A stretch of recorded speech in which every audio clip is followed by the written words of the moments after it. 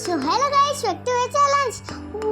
मला तर मी ना IKEA मध्ये गेली आहे आणि मला तिथं खूप सगळे बॉल आहेत आणि मला तिथे खेळायला लय आवडतं. वाव.